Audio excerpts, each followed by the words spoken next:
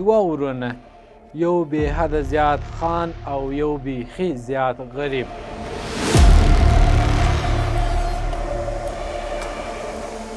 هغه ورونه چې شروع یې یو ځای وکړله، یعنی په شروع کې له دواړو سره یو شان هغه دارایي موجوده وه، خو په وخت تېرېدو سره یو ورور یې هغه حالت ته ورسېدی چې صفر سو او بل ورور یې د اسیا په سطحه تر ټولو غټ خان جوړ سو.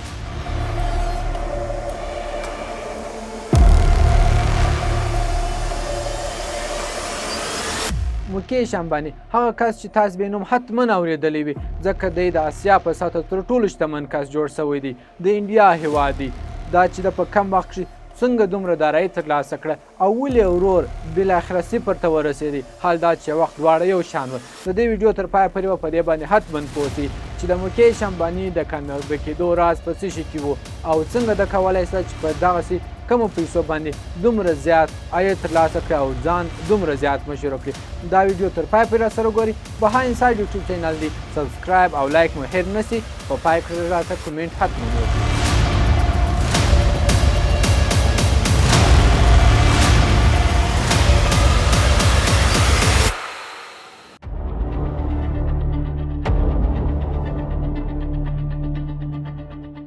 تاسې کولی شئ د موکیش امباني د عایدو اندازه داسې واټکلوئ چې یعنې د دې ویډیو تر پایه پورې یعنې یوازې په 11 دقیقې کښې هغه کولی شي تر 1 کروړ هندۍ روپیو پورې وګټي.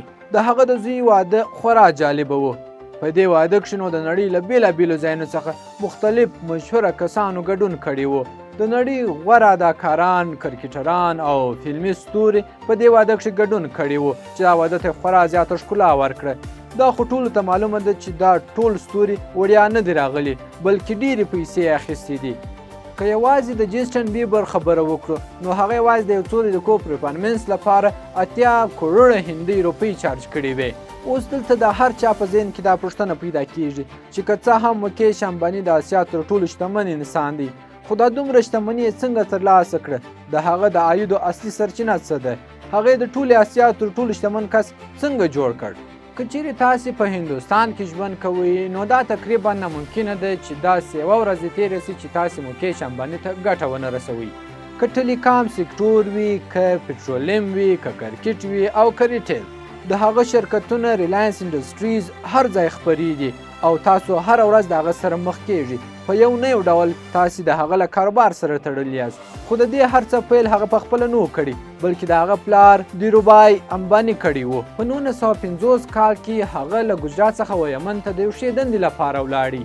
هغه هلته 8 کاله د صادراتو او وارداتو په کاروبار کښې د میرزا په ډول باندې کار ترسره کړي او دا کاروبار یې له نږدې زده کړي. 8 کاله وروسته په 1958 کې هغه بیرته هیواد ته راستون سو او دا ځل ورسره د سوداګریز یو غټ نظر موجود و. هغه یو سوداګریز کاروبار پیل کړ چې د ریلاینس کومرشل کارپوریشن په نوم باندې ونومول سو. په پیل کې دا شرکت یوازې د مسالو په تجارت کې بوخت و. له هند څخه به یې مسالې اخیستې او منځني ختیځ او افریقا ته به یې صادرولې. دا چې هغه د مخکې څخه په دې کاروبار کښې ښه تجربه ترلاسه کړې وه نو ځکه یې کاروبار په ډېر کم وخت کښې ډېر کامیابه سو او هغه نو اوس غوښتله چې په خپل کاروبار کښې نور هم پرمختګ وکړي او په تولیدي برخو کښې کار ترسره کړي. په 1966 کال کې د ټوکرانو جوړولو شرکت یې پیل کړ. په هغه وخت کې د هند حکومت د پنبې پور کارولو باندې سخت محدودیتونه لګولي وه نو هغه د پنبې پر ځای مصنوعي ټوکر کارول پیل کړل. دا ټوکر د کیمیاوي پروسې له لارې جوړېدی چې ارزانه هم و او ډېر ژر په بازار کې مشهوره سو. ورو ورو د کاروبار خورا پراخه سو، خو یوه ستونزه دا وه چې د ټوکر لپاره د پیټرو کیمیکل موادو له نورو شرکتونو څخه اخیستل کېدل. نو هغه دا پرېکړه وکړه چې خپل پیټرو کیمیکل کاروبار هم پیل کړي. په 1980 کال کې ډیرو امباني ناروغه سو او له دغه ځای څخه نو انیل امباني او موکیش امباني چې دواړه ورونه وه او د ده زامن وه په کاروبار ته د مرستې په توګه راغلله. په هغه وخت کې پلار ژوندی و او دواړو یو ځای کار ترسره کوي. خو په 2002 کال کې د پلار له مړینې وروسته د کاروبار پر سر شخړه رامنځته سوه ځکه چې د دوی پلار د شتمنۍ د ویش په اړه څه نه و ویلي. په پای کې پرېکړه وسوه چې زیات کنټرول موکیش امباني ته ورکړل سي او له همدغه ځایه د دواړو ورونو ترمنځ اختلاف پیل سو. وروسته د دوی مور پرېکړه وکړله او هغه دا ویله چې د دواړو زامنو ترمنځ به کاروبار په مساوي ډول ویشل کیږي.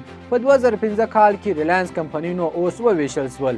موکیش امباني ته د تیلو، ګاز، پټروکیمیکل او تولیدي کاروبار برخه ورسېدله او انیل امباني ته بیا ریلاینس کمیونیکیشن، ریلاینس پاور او ریلاینس کیپیټل ورسېدل.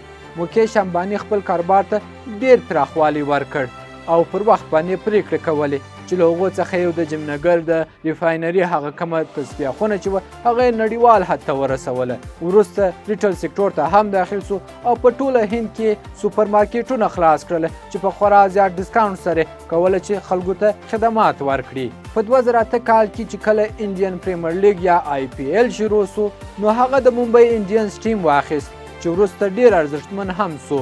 په 2014 کې د ټیلیکام سکتور ته داخل سو او جیو یې پیل کړ.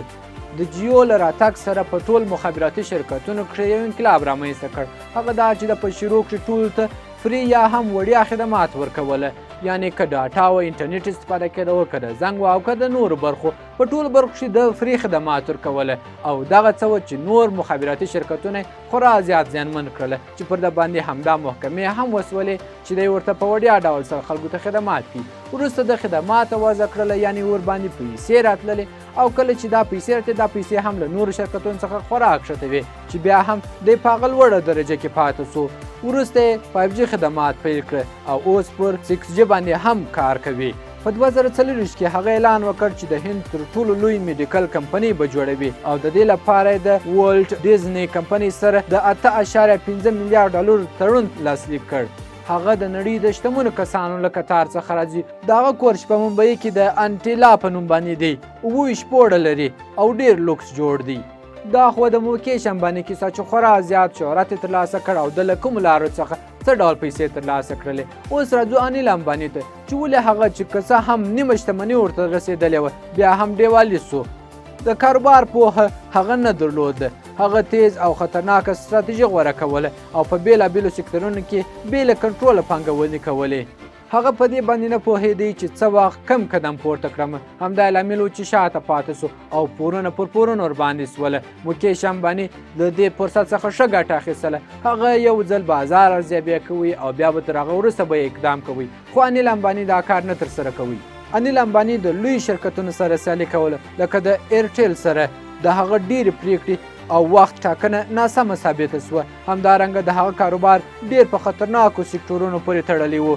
سربرې پر دې چې هغه له قانوني ستونزو سره هم مخ سو. د هغه شرکت ریلاینس کمیونیکیشن چې و هغه د ایریکس کمپنۍ څخه ډېرې پیسې په پور اخیستې وې او باید دا پیسې ورکړې وای او دا موضوع تر محکمې ورسېدله، یعنې پر انیل امباني باندې عریضه وسوله. خو کله چې انیل امباني محکمې ته ولاړې، محکمې حکم وکړ چې باید د په یوه میاشت کښې دننه پیسې ورکړي او خپل قرض ادا کړي. که چیرې دا کار ونه سي نو دی به بندي شي. په دې وخت کې موکیش امباني د خپل مشر ورور هغه دنده اجرا کړله، راغلی او په آخري وخت کې د ده ټوله قرضونه ادا کړله.